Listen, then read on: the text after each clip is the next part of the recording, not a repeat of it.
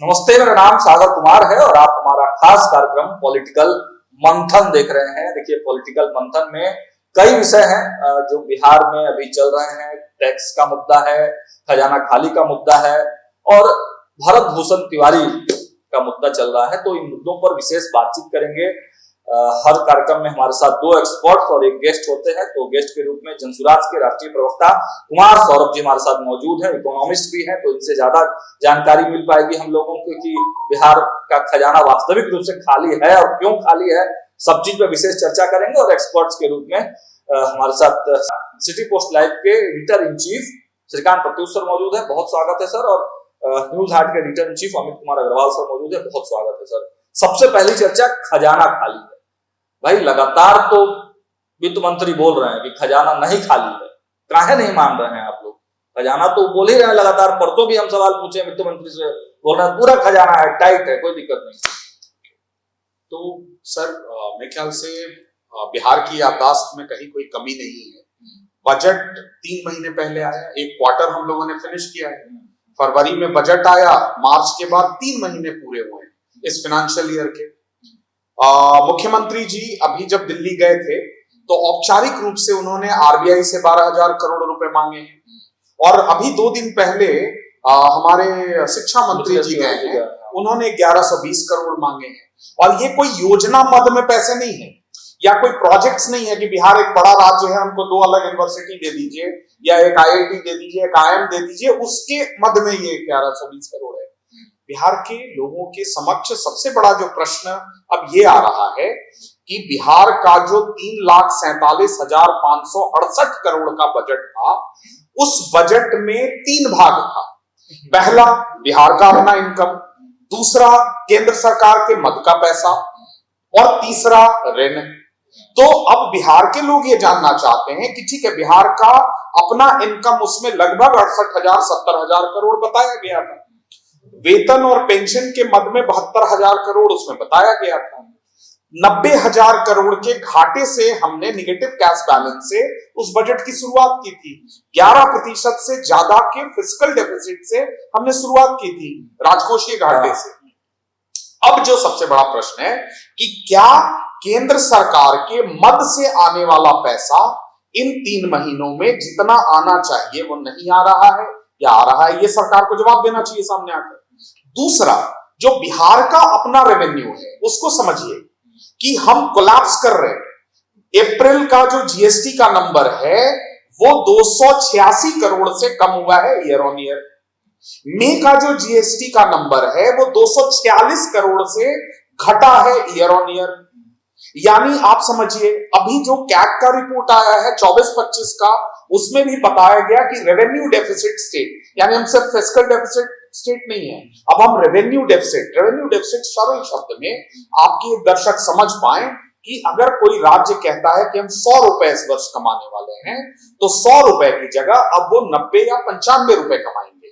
और बगल के झारखंड, बगल के उत्तर प्रदेश में वो रेवेन्यू सरप्लस है, जहां आप कह रहे थे कि फाइनेंशियल इरेगुलरिटी है, बहुत ज्यादा क्राइसिस है।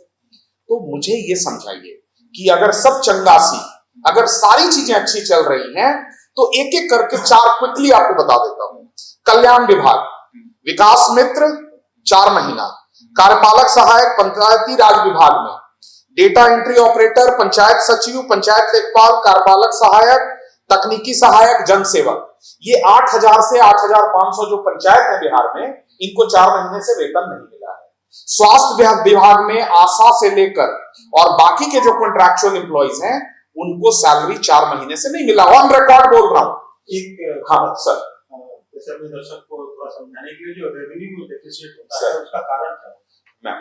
सर, रेवेन्यू डेफिसिट वो होता है कि जब आप अपना जो एक्सपेंडिचर है वो अगर रेवेन्यू जनरेशन की जगह लोक लुभावन वादों पर या बाकी की चीजों पर खर्च करेंगे। जैसे आई गिव एन एग्जांपल, मैं आपको एक बैग में एक नोट दे दूं कि आप इससे जाकर कुछ भी खर्च कर लो, तो आप कहीं ना कहीं खर्च करेंगे। मैं आपको पैसा दूं कि जाके आप इससे कमर्शियल व्हीकल खरीद लीजिए, और उस कमर्शियल व्हीकल से आपको जो रेवेन्यू जनरेट हो रहा है वो फिर वापस इकोनॉमी में आएगा। बिहार की स्थिति यह है कि आपने जो है वन शॉट 40,000 करोड़ रुपए चुनाव जीतने में लगा दिए। उसका अब आंकड़ा है और ये रेटरिक नहीं है। आप देखिए बजट का डॉक्यूमेंट उठाइए, पेज नंबर 8, कल्याण के मद में आपका बजट था 21,000 करोड़ और आपने पूरक में 58,000 करोड़ कर दिया। वन शॉट 38,000 करोड़ रुपए वहां से गए हैं जो सीधे चुनाव में खर्च हुए, जनता को ही नहीं दिए गए सर। ये गलत बात है ना सर। हमने जो है, मान लीजिए आपके घर में अगर 100 रुपए का बजट है तो आपको पता है कि 20 रुपए हमको बचाना है और 80 रुपए हमारा खर्चा है, जिसमें से आपके घर का ईएमआई, गाड़ी का ईएमआई, आपके बच्चों की पढ़ाई, आपका जो है आपके पिताजी माताजी का जो दवा है या बाकी की जरूरत है। जितना भी जरूरी है सर ये हमारे लिए, फिर से कह रहे हैं, ये बहुत गंभीर विषय है। ये अगर आप किसी नेता से कहलवा दीजिए कि चुनाव जीतना बहुत जरूरी है, इसलिए जनता की गाड़ी कमाई टैक्स के पैसे को हम दे दिए, जो है ये तो माने भी नहीं। सरकार आएगी तो आप लोग सर देखिए, फिर बहुत अच्छा प्रश्न था कि रेवेन्यू डेफिसिट हो क्यों रहा है। प्रॉब्लम ये है सर कि हम मान ही नहीं रहे हैं कि रेवेन्यू डेफिसिट है। अगर आप देखेंगे तो मल्टीपल ऐसा स्टेट है, ये दिल्ली से शुरू हुआ, बंगाल देख लीजिए, आप आसाम देख लीजिए, आप महाराष्ट्र देख लीजिए, आप कोई स्टेट उठा के देखिए, हर जगह ये चीजें। चलिए बहुत अच्छी बात है, इसको आंकड़े से समझ लेते हैं क्विकली। सर कोई ऐसा राज्य बता दीजिए जो एफआरबीएम के गाइडलाइन को इस प्रकार से ध्वस्त कर रहा हो। और सबसे इंपॉर्टेंट है कि हम अपनी तुलना बंगाल से, दिल्ली से, महाराष्ट्र से, तमिलनाडु से नहीं कर सकते, क्योंकि हमारा डिस्पोजेबल इनकम सबसे कम है। हमारे यहां प्रति व्यक्ति एवरेज आय, औसत आय 208 रुपए है। हमारे यहां जो है 90 लाख परिवार ऐसे हैं जो 6,000 रुपए से कम कमाते हैं एक महीने में। ये सरकार का आंकड़ा है, हमारा आंकड़ा नहीं है। तो आप फिर देखिए एप्पल को ऑरेंज से कंपैरिजन करें। इसीलिए तो दूसरी बात, सबसे महत्वपूर्ण बात है कि आप मान नहीं रहे, अभी भी आप नहीं मान रहे हैं कि किसी प्रकार का फाइनेंशियल क्राइसिस है। आपको याद होगा, श्रीकांत जी को याद होगा, यहीं के वित्त मंत्री जी से आप सवाल पूछते थे कि फाइनेंशियल क्राइसिस है तो आप पर झल्लाते थे। आज क्या स्थिति है? इसमें ये पूछना चाहेंगे कि मान लीजिए ये अब तो एक सीट की बात हो रही है सर, अगर आपकी सरकार आ जाती तो क्या रोड में पैसा था कि बिहार के रेवेन्यू को आप इंक्रीज कर पाते? अब शराबबंदी को बहुत शानदार, बहुत, चलिए शराबबंदी को इग्नोर कर देते हैं। जितने भी आप प्रवक्ता अगर आप देखेंगे तो वो सारा टारगेट सिर्फ एक शराबबंदी पे। चलिए लेट्स फॉरगेट लीकर बैन, शराबबंदी को बिल्कुल टच भी नहीं करते। मैं आपको सिंपल 2-3 चीजें सजेस्ट कर दे रहा हूं। हमारे इसी राज्य से हर एक साल 1,80,000 करोड़ से 2 लाख करोड़ का पूंजी का पलायन हो रहा है। और बीइंग एन इन्वेस्टमेंट बैंकर, अपना एक कंसिडरेबल टाइम बैंक में गुजारने के बाद मैं आपको कह रहा हूं कि किसी भी बैंकर का डीएलसीसी और एसएलसीसी में बैठने से पहले हार कपता है अगर सरकार सही हो तो। DLCC district level credit committee और स्टेट लेवल क्रेडिट कमेटी, अब ये बैठ के चाय और बिस्किट पार्टी बन गई है। आप मुझे बता दीजिए कि आंध्रा का सीडी रेशियो कितना है, महाराष्ट्र का क्रेडिट डिपॉजिट रेशियो कितना है। अगेन आपके दर्शक समझ पाए कि 100 रुपए जो बैंक में आप अपना रखते हैं उसके अगेंस्ट में जो ऋण दिया जाता है उसको सीडी रेशियो कहते हैं। भाई तेलंगाना का सीडी रेशियो 110% है, महाराष्ट्र का सीडी रेशियो 100% से ज्यादा है, तमिलनाडु कर्नाटक का जाके देख लीजिए। और हमारा सीडी रेशियो अब बहुत मेहनत करने के बाद 25 साल के सरकार के बाद 50% है। तो आप मुझे बताओ कि मेरा 50 रुपया अगर सिर्फ मेरे बिहार में री इन्वेस्ट होने लगे तो पूंजी की व्यवस्था हो गई। अब आप आइए, मेरे बिहार में किस प्रकार से टूरिज्म की अपॉर्चुनिटीज हैं। मेरे बिहार से 6 केंद्रीय मंत्री हैं सर, 12 साल से। एक वर्ष में अगर 2-2 प्रोजेक्ट भी आया होता, एक मंत्री अगर एक प्रोजेक्ट भी लाया होता तो 76-72 प्रोजेक्ट होते बिहार में। मुझे बताइए टेक्सटाइल का कौन सा बड़ा उद्यम आया, मुझे बताइए कौन सा बड़ा फूड पार्क पिछले 12 साल में बिहार में आया। अगर आप पिछले 4 साल 5 साल का पूरा स्टेटस उठा के बिहार का देखेंगे तो इंडस्ट्रियल ग्रोथ हुआ है, सही है कि नहीं हुआ? Sir again no sir it's a myth, it's a complete myth. हम चूंकि इसको अलग से डिस्कस करना पड़ेगा। आपके पूरे पिछले 10 वर्ष का आंकड़ा उठा लीजिए, कुल जो इंडस्ट्री में इन्वेस्टमेंट आया है उसका साइज है 14,300 करोड़। बिहार में जहां पॉपुलेशन है 14 करोड़, वहां 10 वर्ष में आपके बिहार में 14,300 करोड़ कमिटेड एक्सपेंडिचर है ऑन इंपोर्ट, एक मिनट, ऑन इंडस्ट्री। हम ये नहीं जोड़ रहे हैं कि आपने सीमेंट प्लांट जो लगाया है वो हम इसमें नहीं जोड़ रहे हैं, हम ईमानदारी की बात करेंगे। आप आगे आने वाले समय हो सकता है कि बड़े बड़े प्रोजेक्ट्स आए, भगवान चुप करे, हम भी यही चाहते हैं, लेकिन आप देखिएगा कि रोजगार का सृजन जो अभी वर्तमान में 10 वर्ष हम ले रहे हैं, हम इनका 20 साल का टेनोर भी नहीं ले रहे हैं, तो 10 वर्ष में बिहार में कौन सा इन्वेस्टर समिट हुआ आप मुझे बता दीजिए, एक समिट का नाम बता दीजिए जो बिहार में हमने इन्वेस्टर्स को लुभाने की भी कोशिश की। तो चूंकि सर आपका जो प्राइमरी प्रश्न था कि आपको क्या करेंगे जिससे चेंज होगा, तो मैंने मात्र आपको 2-3 आयाम दिए हैं, इसको हम लोग बहुत विस्तृत रूप से डिस्कस कर सकते हैं। रिलेट करके मैं आपसे एक प्रश्न करना चाहता हूँ, समझना चाहता हूँ सर, क्योंकि आप भाई इस चीज के एक्सपर्ट हैं सर, तो आप बता पाएंगे। कोई भी इंडस्ट्री अगर बिहार में अट्रैक्ट होती है, आप जैसे बता रहे हैं कि 1,80,000 करोड़ रुपए हमारा बिहार का बाहर चला जाता है, तो इंडस्ट्री के माध्यम से ही आप यहाँ पे कोई बड़ी इंडस्ट्री आएगी, वहाँ पे बैंक के द्वारा सपोर्ट किया जाएगा, तभी इंडस्ट्रियल ग्रोथ होगा और पैसा यहाँ रिटेन हो सकेगा। अब मेरा ये मानना है कि कोई इंडस्ट्री क्यों आएगी किसी स्टेट में, वो तो तभी आएगी जब आप उसको टैक्स हॉलिडे या किसी तरह की फैसिलिटी प्रोवाइड करते हैं, नहीं तो वो नहीं आने वाली है। अगर वैसी इंडस्ट्री को आप बिहार में बुलाते हैं या फिर किसी भी स्टेट में जो जाती है, तो उससे डायरेक्ट रेवेन्यू उस सरकार को कैसे मिलेगा? अच्छा, बहुत बढ़िया प्रश्न है आपका। बिल्कुल मिलता है। अगर आप एक इंडस्ट्रियल पॉलिसी बनाते हैं जिसमें अभी आप देख रहे होंगे कि सरकार 1 रुपए पर जो है वो लैंड एलोकेट कर रही है, आपने अगर 10 साल का उसको जीएसटी कंसेशन, जो स्टेट का जीएसटी है, पहले तो अलग अलग टैक्सेस होते थे, बट अगर जीएसटी कंसेशन आप दे देते हैं, अगर उनको अदर प्रकार के इंसेंटिव्स भी देते हैं, तब भी आपका इनकम होता है। इसलिए होता है कि एक तो पहले जब वो आएंगे तो एक बड़ा इन्वेस्टमेंट वो जो लगा रहे हैं उससे आपके इकोनॉमी का पहिया घूमता है, वो पैसा री-इन्वेस्ट आपकी इकोनॉमी में हो रहा है। दूसरा, ये एक ब्रॉडर एनवायरनमेंट क्रिएट करता है कि दूसरे लोग भी उसको देखकर यहां आने का मन बनाते हैं। तीसरा, आपका जो रोजगार सृजन है बिहार जैसे राज्य में, जो जिसको कहते हैं एम्प्लॉयमेंट स्टार्व स्टेट है, तो यहाँ पे एम्प्लॉयमेंट की अपॉर्चुनिटीज यही बिहार में बनेंगी और फिर से वो सारे लोग जो यही काम करके यही इन्वेस्ट करेंगे, उससे आपकी इकोनॉमी का रोटेशन में आएगा। देखिए, किसी भी इकोनॉमी को प्रॉस्पर करने के लिए जो सबसे इंपॉर्टेंट वर्ड है वो है revenue generation and rotation of money. वो बिहार में नहीं हो रहा है।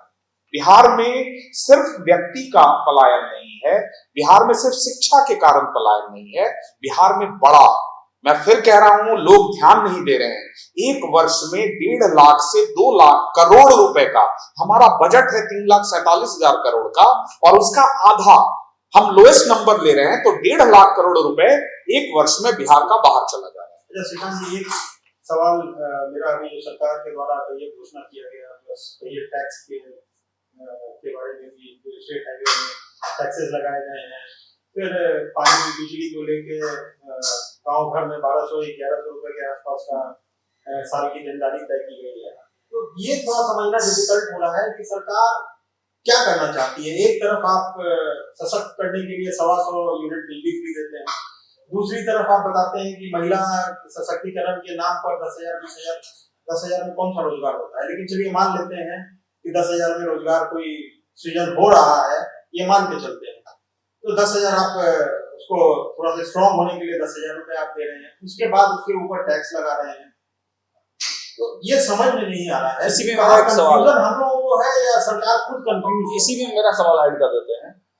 मेरा सवाल ये है कि कुल मिलाकर जो सौरभ जी ने कहा कि आत्मनिर्भरता की कमी है, मतलब जितना ज्यादा हम कमा रहे हैं उससे ज्यादा खर्च कर रहे हैं, कुल मिलाकर यही बात है।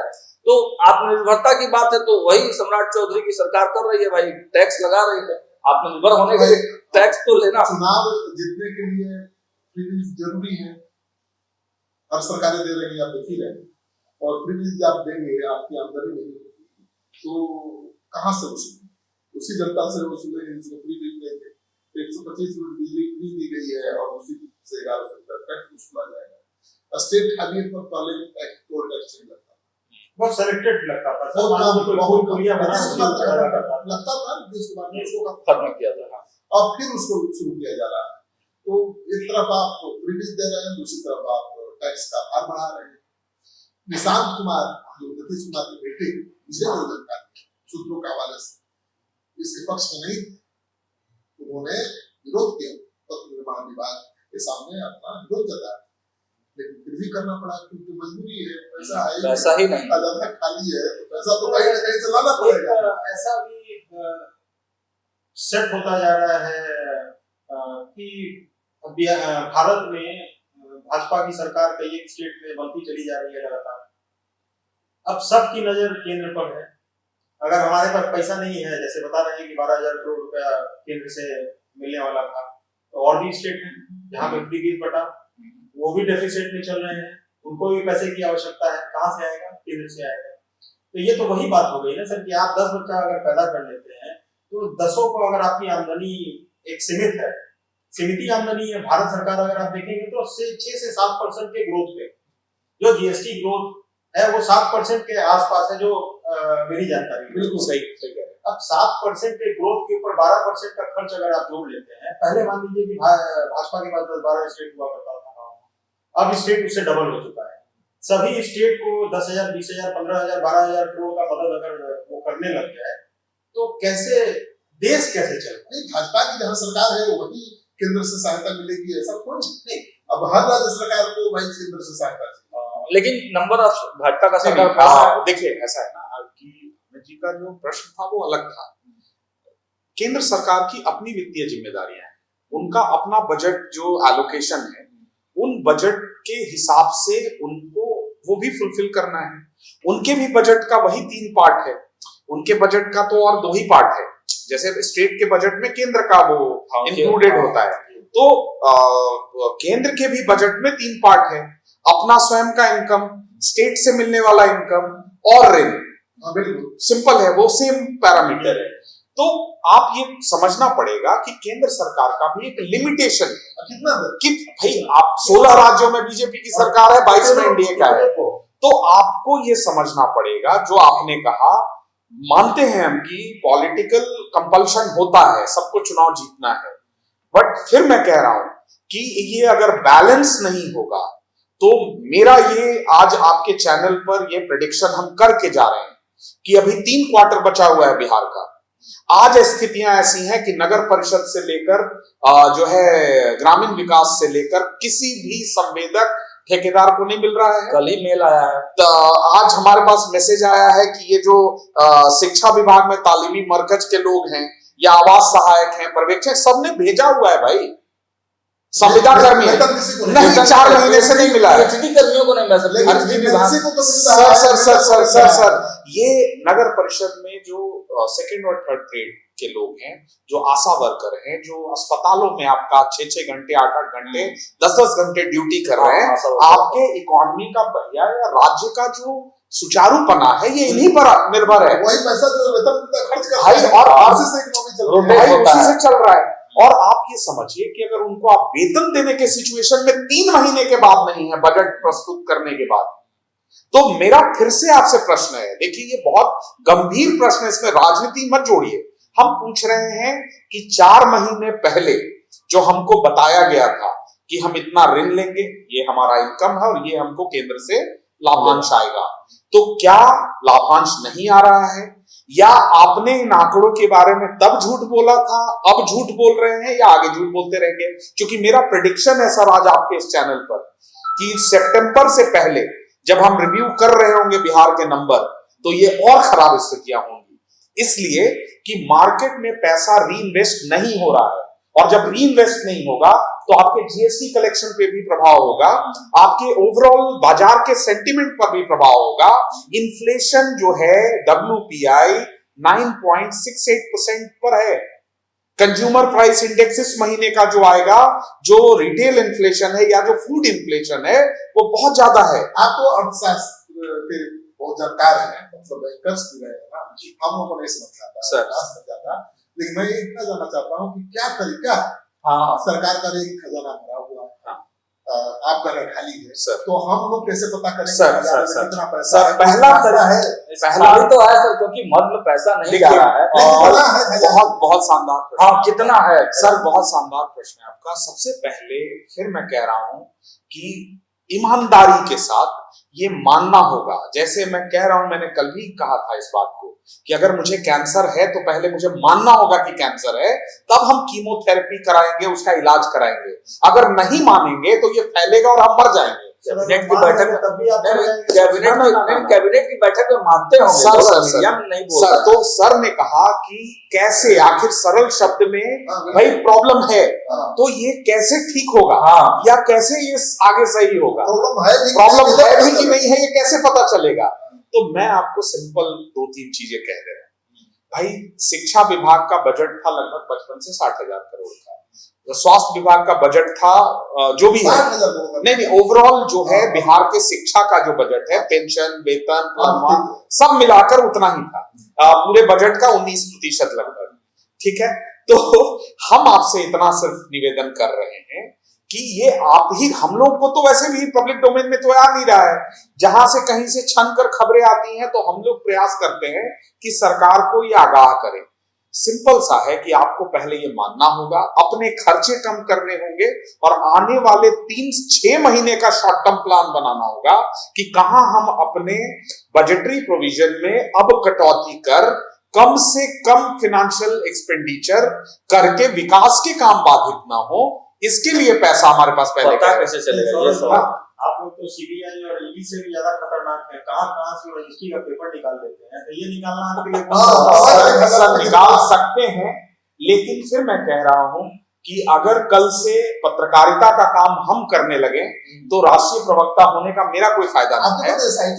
सर, आप जहां पहुंचना चाह रहे हैं हम समझ रहे हैं, बट फिर मैं कह रहा हूं कि समाज ने अलग अलग लोगों को अलग अलग दायित्व दे रखा है। मजबूरी है, यहाँ पे अलायंस की सरकार है और सरकार का मतलब ये बदलाव नहीं हुआ है, स्विच ओवर हुआ है। पहले नीतीश कुमार मुख्यमंत्री थे, अब सम्राट चौधरी मुख्यमंत्री है। वही अगर आप बंगाल चले जाएंगे, अभी रिसेंटली बंगाल में चुनाव हुआ, सरकार बदली, मुख्यमंत्री का चेहरा बदला, वो जो पार्टी थी वो चली गई, तो अब उनको भी असेसमेंट करने में बड़ा कठिनाई हो रहा था कि क्या फंड है नहीं है। तो इसका एक बड़ा सरल रास्ता श्वेत पत्र जारी करने का होता है। बिल्कुल सर, हम आपको सिंपल सा बोल दे रहे हैं, ये एक चीज ऐड कर लीजिए उसमें। आपने अगर 100 रुपए खर्च कर दिए हैं और वो आपके बजट का ही प्रोसेस था, तो किसी भी तरीके से ये जान लीजिए 2 ही चीज होता है, या तो आप ऋण लेंगे या आप रेवेन्यू जनरेट करेंगे। तो ऋण में भी अब प्रॉब्लम है, चूंकि आप FRBM का जो 40% का ब्रीच है, RBI का जो गाइडलाइन है, उसमें हम ऑलरेडी 38-39% पे खड़े थे पिछले बजट में जब हम पेश किए, तो आपको ऋण भी नहीं मिलेगा, पहली बात। दूसरी बात जो सर आपने कही, इसीलिए अब आप देख रहे हैं कि 25 साल से बिहार में पत्थर बैन था। नई नीति आई है खनिज की, जिसमें आप पत्थर खोल रहे हैं जिससे आप पैसा लें। आपने कल घोषणा किया है कि 1100 रुपए प्रत्येक गांव से हम वसूलेंगे। आपने रजिस्ट्री का रेट 3 गुना कर दिया है। आपने 125 रुपए से 800 रुपए तक का टोल, सर आप जो है 1 रुपया 25 पैसा से 8 रुपया प्रति किलोमीटर आप पुल और सड़क पर टोल ला रहे हैं। आपको याद होगा कि अमीन जो हमारे यहाँ नापने आता है उसका रेट बढ़ाया गया है। ऐसे 10 चीजें हैं, मैं फिर कह रहा हूं कि ये करके कि 2 रुपए यहां से, 5 रुपए यहां से, 5 रुपए यहां से, ये आने वाले 9 महीने में आपके और हमारे जेब से लाना मजबूरी है। ये भाई तो चुनावी वादा तो सर वो तो बाद का विषय है। हम कह रहे हैं अगले बजट तक आपको पहले ये जो 40,000 करोड़ का डेफिसिट है, इसको सरकार को लाना होगा। हर बार आप देख रहे हैं, हर घोषणा में आ रहा है कि यहां से 800 करोड़ आएगा, और चूंकि आपने रेस्ट्रिक्ट कर रखा है अमित बाबू, नहीं हम उस पे आ रहे हैं। हाँ, कि आपने कहा कि एक पॉलिसी पर आप बात नहीं कर सकते, जो मेन पॉलिसी था वो तो हम उस पर बात नहीं कर रहे हैं। उसी पे जाना चाहते हैं। वो प्रश्न के समय आपको रिस्ट्रिक्ट किया गया था, अब हम वापस उसी के ऊपर आ रहे हैं। हम लोग एक पत्रकार समारोह या मिलन समारोह टाइप का मुख्यमंत्री के साथ बैठ रखे थे 7-8 दिन 15 दिन पहले। उसमें एक व्यक्ति के द्वारा सवाल उठाया गया था यही शराबबंदी के ऊपर, इसको इंडस्ट्रियलाइजेशन से जोड़ के शराबबंदी के प्रश्न उठाया गया ना, तो मुख्यमंत्री के द्वारा, सम्राट चौधरी के द्वारा ये कहा गया था कि ये इमोशन से जुड़ा मुद्दा है, इसको टच मत कीजिए। मेरा ये कहना है कि क्या बिहार की जनता सिर्फ इमोशन के नाम पे 20,000 करोड़ रुपया पिछले 10-12 साल से सुहा होता आ रहा है, आगे भी वही सुहा होता रहेगा। ये पैसा आपका है सर, ये सरकार का पैसा है। अगर हम मतलब पक्षधर नहीं है कि शराब कोई खुल जाए, उसके पक्षधर नहीं है, लेकिन अगर वो एक बहुत बड़ा रेवेन्यू का आपका स्रोत है जिससे किसी स्टेट, किसी घर की माली हालत को सुधारा जा सकता है कंट्रोल्ड वे में, तो क्या किसी के इमोशन के ऊपर उसको होल्ड करके रख लेना और सरकार को नुकसान देना और गलत तरीके से कोई टैक्स लगा के और आम जनता से वसूलना, ये वाजिब बिल्कुल ठीक नहीं भाई। शराबबंदी है कहाँ? ये तो सच है ना। भगवान दिखते नहीं है, होते हर जगह। शराब दिखती नहीं है, होती हर जगह। केवल टैक्स नहीं आ रहा, और सारा मुनाफा पैरेलल चल रहा है अपराधियों के पास जा रहा है। एक पैरेलल इकोनॉमी खड़ी हो रही है और अब तो वो अपराधी ही पुलिस थाने को कंट्रोल कर रहे हैं, चला रहे हैं। इतना दम है उनके पास। लॉ एंड ऑर्डर संभालने में भी समस्या हो रही है इसकी वजह से। कोई नहीं संभाल सकता ना। अपराधियों के पास ज्यादा पैसा हो जाए तो व्यवस्था कंट्रोल करने लगते हैं, वो नेता को कंट्रोल करेंगे, पुलिस को कंट्रोल करेंगे। उस पैरेलल इकोनॉमी को ध्वस्त करने के लिए शराबबंदी खत्म करना जरूरी है। अब इसका इकोनॉमिक पक्ष समझिए सर। आप एक बात बताओ मुझे, हम कोई भी राज्य की सरकार हो, सरकार जो है वो वेलफेयर के लिए होती है। वेलफेयर किसका? वेलफेयर कैसे? जनता का वेलफेयर। और कैसे? जो आप राज्य का जो इनकम है उसी से आप वेलफेयर करते हैं। अब आप दोहरी मार को समझिए। पहला, उस समय जब शराबबंदी लागू की गई तो राज्य के जो है रेवेन्यू का एक सर्टेन परसेंटेज था, जो है शराब का जो रेवेन्यू, अभी से आप कैलकुलेट करेंगे तो अराउंड 24 से 25,000 करोड़ का रेवेन्यू बनता है उस समय का प्रो रेटा अगर करेंगे। सर हमारे पास समझना होगा कि दोहरी मार हो रही है। एक रेवेन्यू लॉस, दूसरा इस फर्जी शराबबंदी के कानून को लागू करने के लिए जो व्यवस्थाएं आपने बनाई हैं, 17 लाख लोगों की गिरफ्तारी हुई। मैं आपको एक आंकड़ा दे रहा हूं सर 17 लाख लोगों का इमेजिन कर लीजिए कि एक दिन के खाने का खर्च 100 रुपए होगा। तो हम ये नहीं कह रहे हैं कि भाई आपने कानून बनाया है सबको छोड़ दीजिए। श्रीकांत जी ने सही कहा कि क्या शराबबंदी का कानून बिहार में लागू है? क्या शराबबंदी है? अगर होता तो हम प्रश्न नहीं उठाते। कहीं नहीं हो सकता। नहीं, एक सेकंड सर, एक आखिरी पॉइंट, हम फाइनेंशियल एस्पेक्ट आपको बता दिए कि हमको दोहरा मार है कि एक तरफ रेवेन्यू का नुकसान, दूसरा कोर्ट, पुलिस, सारी चीजों को व्यवस्थित करने का नुकसान। और अगर ये इतनी अच्छी पॉलिसी है तो फिर कह रहे हैं कि 16 राज्य में बीजेपी की सरकार है, 22 राज्य में एनडीए की सरकार है। आप एक राज्य में इस फुल प्रूफ बहुत शानदार इमोशन वाले पॉलिसी को, जिससे आप बहुत भावनात्मक रूप से जुड़े हुए हैं, आप प्लीज लागू कर दीजिए। बिहार जैसे गरीब और कंगाल राज्य को ये नेमत क्यों दे रहे हो भाई? ये किसको बेवकूफ बना रहे हो? आपका ईगो से राज्य चलेगा क्या? आपके भावना से राज्य चलेगा क्या? हमारे लोगों से आप वसूलोगे 1100 रुपए और टोल और स्टेट हाईवे और हर प्रकार का लेवी, और दूसरे तरफ कहोगे भावना है हमारा। मुख्यमंत्री भाई गजब स्थिति है। सवाल नहीं उठा रहे, क्योंकि जिस तरह की घोषणा और जिस तरह के प्रोजेक्ट्स लेके मुख्यमंत्री आ रहे हैं, ये सही में बिहार को आने वाले समय में काफी आगे लेके जाएगा। परंतु मेरा ये मानना है सर कि सरकार एक कदम आगे चल रही है तो 2 कदम पीछे हट रही है। ये क्यों हो रहा है? इसका एक एग्जांपल मैं दे रहा हूँ सर। अभी रजिस्ट्री पे रोक लगा था, जो सैटेलाइट टाउन की बात हुई थी, 15-20 दिन के अंदर में वो रोक को हटा दिया गया। तो अब ये लालू यादव वाली सुरक्षा, हाँ, लालू यादव की सुरक्षा। तो कौन ऐसा सलाहकार है जो इनके मंशा के ऊपर, जो ये काम करना चाह रहे हैं मुख्यमंत्री, उसके ऊपर मट्टी डाल दे रहा है? अब उनकी मंशा अच्छी थी, तब जाके भरत तिवारी वाले केस में तुरंत न्यायिक जांच का आदेश उनके द्वारा दिया गया, सम्राट चौधरी के द्वारा दिया गया। लेकिन मट्टी पलीत कौन किया भाई?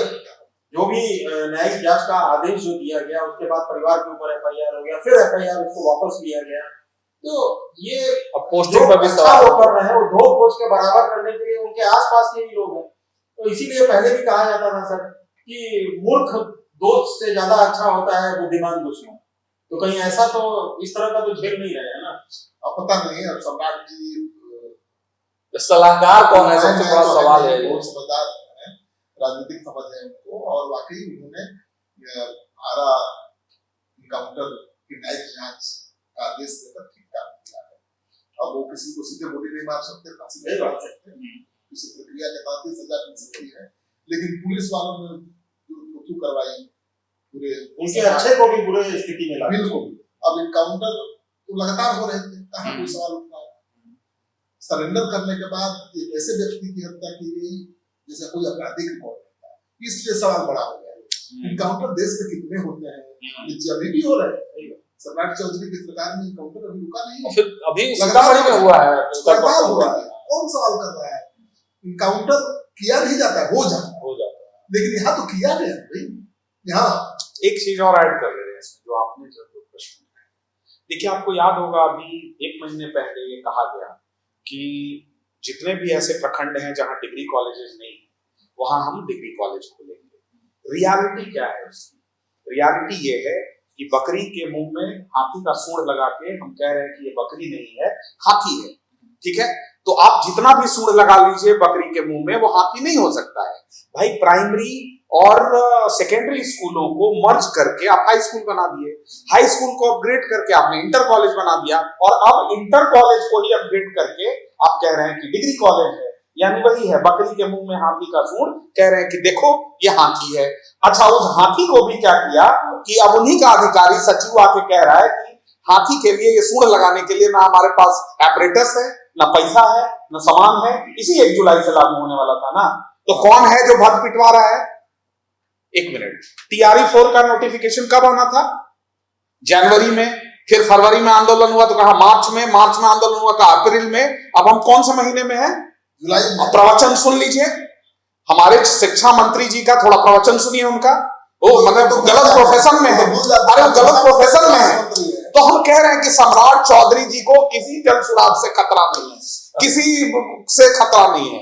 उनको स्वयं के जो तलवार लिए हुए नाक काटने वाला लोग जो है ना, उनसे खतरा है, बचें। आप मानते हैं? हम सलाह दे रहे हैं सुरक्षा में, अरे सर सलाह दे रहे हैं कि वो जो तलवार लिए बांदर लोग घूम रहा है ना, किस दिन नाक काट लेगा। अरे कह रहे भाई, आप कहे कि डिग्री कॉलेज 1 तारीख से खुलवा देंगे, आपके सचिव आके प्रेस कॉन्फ्रेंस करते हैं, भाई क्यों, कैसे? आपके पास जो डिग्री कॉलेज के लिए इंफ्रास्ट्रक्चर चाहिए वो नहीं हुआ। हाई स्कूल हम कहेंगे कि ये अमित जी नहीं है, ये अंजना ओम कश्यप है, ये कैसे हो जाएगा? संभव नहीं है। तो वैसे ही डिग्री कॉलेज के लिए भाई आपको टीचर का अलग, स्टूडेंट टीचर रेशियो अलग होता है, इंफ्रास्ट्रक्चर का अलग रिक्वायरमेंट है, इक्विपमेंट लैब्स का अलग रिक्वायरमेंट है। आपने कह दिया मंच से, कोई दे दे रहा है पुर्जा, आप पढ़ दे रहे हैं कि ऐसा राज्य बनाएंगे जहां हॉस्पिटल की जरूरतें नहीं पड़ेगी। सारे अधिकारी, अरे सर सारे अधिकारी जो है वो अपना सरकारी स्कूल में पढ़ाएंगे। तो घोषणा आपकी की थी सर कि 1 जुलाई से डिग्री कॉलेजेस जिस प्रखंड में नहीं है वो खोल दिए जाएंगे। सर हम आपसे 4 जुलाई को बात कर रहे हैं सर, और सचिव जो हैं आके कह रहे हैं कि अभी हम तैयार नहीं। आपकी पार्टी सर कॉन्ट्रडिक्शन किसमें है? अरे सर कॉन्ट्रडिक्शन किसमें है? सचिव में है। अरे भाई हम लोग तो जमींदोज लोग हैं ना सर, सर सवाल तो पूछ लेने दीजिए ना सर। हम पूछ रहे हैं कि कॉन्ट्रडिक्शन किसमें है? सचिव मुख्यमंत्री, क्या सचिव मुख्यमंत्री को ब्रीफ नहीं कर रहे हैं? क्या मुख्यमंत्री को कोई और पर्ची पकड़ा रहा है, मंच पर जाकर बोला रहे हैं? भाई ये सवाल तो पूछना पड़ेगा। इसमें सच्चाई भी है। आदर्श विद्यालय की बात कही गई थी और उसमें कहा गया था कि हर जिले में एक आदर्श विद्यालय बनाया जाएगा। अब उसमें क्या हो रहा है कि टीचर ही नहीं मिल रहा है। अरे सर 1 मिनट उसको और समझ लीजिए, वहां का जो प्राइवेट स्कूल है अब उसको आदर्श विद्यालय बनाने की तैयारी है। ऐसा शिक्षक बहाल कर दिया है। हाँ। पता नहीं डिग्री किसी काम का ही नहीं है। तो सर आप लोगों से निवेदन है कि जाके पूछिएगा कि पर्चियां पकड़ाता कौन है इनका जो है दोस्त। अच्छा इस पर बहुत चर्चा हुई। हाँ चर्चा बहुत हो गई, लेकिन हम तो कहेंगे कि सब समस्या का जड़ तो आप ही लोग ना है सर। चुनाव जीत जाते सरकार बना लेते, जनता को तय करने दीजिए सर। नहीं, चुनाव जीत जाते सरकार बना लेते। जनता ने हमको कहा सर सवाल पूछते रहिए, हम सवाल पूछ रहे हैं सर, और बड़ी शालीनता के साथ पूछ रहे हैं सर। चलिए इस चर्चा को विराम देते हैं। बहुत सारी जानकारी सौरभ जी ने दी और शास्त्री रहे हैं, तो पूरा विस्तार से इन्होंने बिहार सरकार की स्थिति को बताया और यह भी बताया कि मापने का तरीका क्या है, कैसे हम मापे कि पैसा है खजाना में या नहीं है। तो अब हम लोग मापेंगे और बताएंगे कि कहाँ कहाँ पैसा है, कहाँ कहाँ नहीं है। लेकिन ये तो सच्चाई है कि बहुत सारे विभाग ऐसे हैं जहाँ पे कि पैसे नहीं आए हैं। कल ही मेरे पास एक फोन आया, पीएचडी विभाग में बहुत सारे लोगों का पेमेंट नहीं आया हुआ। राहुल गांधी भी आ रहे हैं। हाँ, राहुल गांधी भी आ रहे हैं, राहुल बाबा बिहार आ रहे हैं 15 तारीख को, कांग्रेस को मजबूत कर रहे हैं। कांग्रेस को मजबूत कर रहे हैं। लेकिन अब सवाल ये है कि भारत के घर जाएंगे कि नहीं। हाँ, सवाल कितनी चर्चा है। अब तक भाई तेजस्वी जी लौट आए ना विदेश से। तेजस्वी जी तो विदेश जाने के लिए 5 तारीख की जगह पर 1 तारीख को अपना स्थापना दिवस मनाया। राबड़ी देवी जी को समय मिला था 5 तारीख तक खर्च करने का, उनको 2 दिन पहले ही पॉलिसी करा दिया। अब वो फ्री है भाई, नेता प्रतिपक्ष है तो विदेश नहीं घूम सकता है। विधान सभा का सत्र शुरू होगा सर, ये उससे पहले आ जाएंगे। नहीं, बस सवाल आप लोग सिर्फ जनसुराज से पूछिएगा, तेजस्वी जी से मत पूछिएगा। जो पूछेंगे सर, जो रियल में नेता प्रतिपक्ष हैं वो आप कह रहे हैं कि नहीं भाई विदेश नहीं घूम सकते हैं, और उनका दायित्व जो है हम लोग करें। सवाल सर यही बनता है कि राजद की प्रवक्ता से आए नहीं है, तो पूछना चाहिए था कि ये पार्टी के कार्यक्रम से विदेश गए हैं या फिर नहीं। हम तो पूछे थे सुधाकर सिंह से, आज प्रेस कॉन्फ्रेंस में पूछे थे उनसे, तो बोल रहे हैं कि मुख्य मुद्दा जिस पे हम पीसी कर रहे हैं उससे सवाल पूछिए ना। देखिए ये सवाल मैंने पूछा था सुनील कुमार सिंह एमएलसी से भी, ये सवाल मैंने पूछा था मंत्रीलाल मंडल जी से भी, दोनों ने जवाब दिया। विदेश के तेजस्वी जा रहे हैं नहीं जा रहे, उन्होंने हमको नहीं पता विदेश जा रहे हैं। बांकीपुर से रिलेटेड एक सवाल है, बच गया है कि महागठबंधन के लिए कहा जा रहा है कि महागठबंधन भी प्रशांत किशोर को सपोर्ट कर सकती है क्या, और आप लोग सपोर्ट ले सकते हैं क्या? ये बिल्कुल देखिए, आपका सवाल बुरा नहीं है। स्पेसिफिकली कि हर एक दल को, हर एक गठबंधन को चुनाव लड़ने का अधिकार है, और ये कहीं से हम एक्सपेक्ट नहीं कर सकते हैं कि महागठबंधन या इंडिया गठबंधन जो भी आप कहें वो चुनाव न लड़े। ऐसे विम्स एंड फैंसीज किसी भी कैपिटलिस्ट जनसुराज का नहीं। ये विशेषाधिकार, ये निर्णय इंडिया गठबंधन को करना है कि वो बांकीपुर से चुनाव लड़ेंगे कि नहीं लड़ेंगे। अगर आपको सपोर्ट करते हैं, समर्थन करते हैं, तो ये जब आएगा, ये हाइपोथेटिकल क्वेश्चन है, सवाल का जवाब देंगे। अरे सिंपल सा है, तेजस्वी यादव कब चाहेंगे कि प्रशांत किशोर, लेकिन कांग्रेस से तो पड़ना है सर, राहुल गांधी से राहुल गांधी से बात हुआ है, तेजस्वी के लिए ना, राहुल गांधी से तो बात, सर हम चुनाव लड़ने जा रहे हैं सर 15 को, सर प्रशांत किशोर के लिए बैठक नहीं, हम जवाब दे दे रहे हैं आपको। पिछली बार भी जनसुराज ने सबसे पहले अपने प्रत्याशियों की घोषणा की थी। कल औपचारिक रूप से हम प्रेस कॉन्फ्रेंस करके ये बताने जा रहे हैं कि कौन चुनाव लड़ेगा। अब ये हम नहीं कहेंगे, ये तो कल 2 बजे पता चलेगा, लेकिन कल हम सबसे पहले प्रेस कॉन्फ्रेंस कर रहे हैं। अब कौन सा सामने का गठबंधन किसको चुनाव लड़वाएगा, लड़ेगा नहीं लड़ेगा, ये हमारा विषय नहीं है, जनसुराज का विषय नहीं है। क्या होता है कि अगर प्रशांत किशोर नहीं लड़े, कोई रिप्रेजेंटेटिव उनका लड़ाता, बैठ भी जाता है आप लोग का चुनाव के पहले। ठीक है, वो देखिए लोकतंत्र की प्रक्रिया है, हम इन विषयों पर कम से कम कयास के आधार पर नहीं बढ़ सकते हैं। प्रयास हमारा है कि जनसुराज मजबूती से, जैसे तब भी हम 238 सीट पर सब चुनाव लड़े थे, गृह मंत्री और वर्तमान के वो नीट और सीबीएसई लीक वाले मंत्री के मैनेज करने के बाद भी 238 पर लड़ने वाले पिछले 4 दशक में हम इकलौते दल हैं। चलिए सर, हम लोग अपने तरफ से बेस्ट ऑफ लक बोलते हैं। चलिए बेस्ट ऑफ लक, हम लोग बहुत जरूरत है बोलते हैं, और बहुत जानकारी आपने दी, तो हमको भी बहुत जानकारी मिली सर, आपके माध्यम से बहुत सी चीजें सीखने को मिली। चलिए तो इस चर्चा को देते हैं विराम, देखते रहिए न्यूज हाट। बहुत बहुत धन्यवाद।